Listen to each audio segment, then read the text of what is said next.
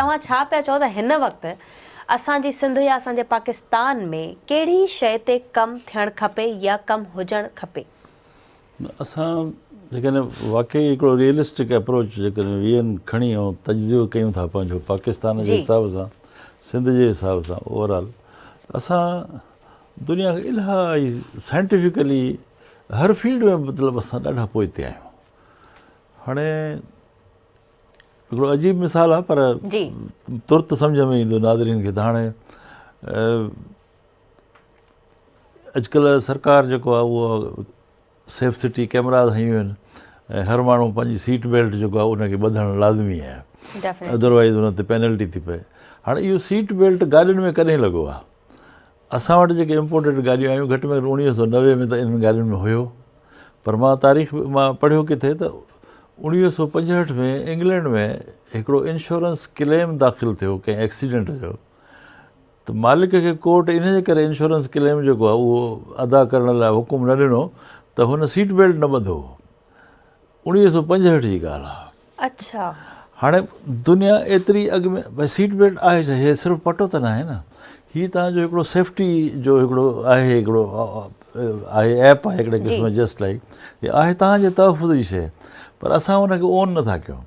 पटो कोई बि ॿधे थो त लॻे थो त वॾी हिकिड़ी तकलीफ़ में अची वियो आहे माण्हू, भई इन सां गॾु इहा तव्हांजी सेफ्टी आहे। त मुंहिंजो चवण जो मतिलबु आहे त असां हर फील्ड में एॾा पोइते आहियूं। दुनिया में हाणे रोबोटिक साइंस असां वटि अञा हाणे थोरा थोरा जेके असां वटि सेंटर खुलिया आहिनि, दुनिया में रोबोट ऑपरेशन सर्जरी थो करे पियो। रोबोटिक सर्विस जापान में शाम जी शिफ्ट में गाॾियुनि जी मैन्युफैक्चरिंग वधि में वधि रोबोट था कनि पिया। भई मज़दूर हलिया विया, रोबोट गाॾियूं फिट था कनि पिया, असेंबल कनि था बीठा।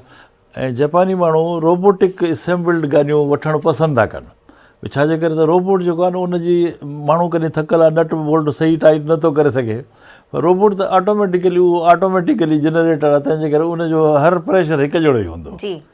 हाणे ॿुधायो त दुनिया जॾहिं एतिरी एडवांस आहे, असां किथे बीठा आहियूं? असां हर फील्ड में पोइते आहियूं ऐं इहो इन जे करे बि पोइते आहियूं त असांखे ॼाणी बुझी बि पोइते रखियो वियो।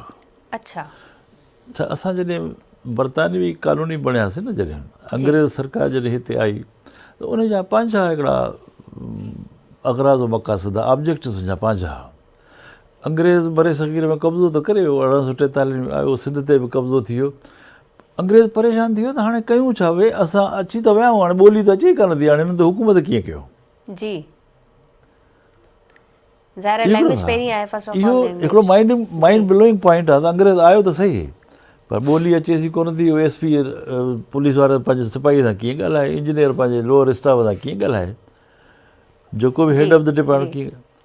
उन अचण खां पहिरियों अची हुन कंसंट्रेट कयो ॿोलीअ ते, ॿोली सिखो। तव्हांखे ग्रामर जेको आहे उहो अंग्रेज़ ॾेई वियो, तव्हांखे शाह जो रसालो अंग्रेज़ ॾेई वियो, तव्हांजा इलाही सतरा जेके उन ज़माने जा जेके टेक्स्ट बुक आहे उहे अंग्रेज़नि न सिर्फ़ु उहे ड्राफ्ट कराया, पर वॾा वॾा इनाम रखियऊं त भई जेको जेतिरा किताब छपींदो लिखंदो उनखे ओतिरो एवॉर्ड मिलंदो।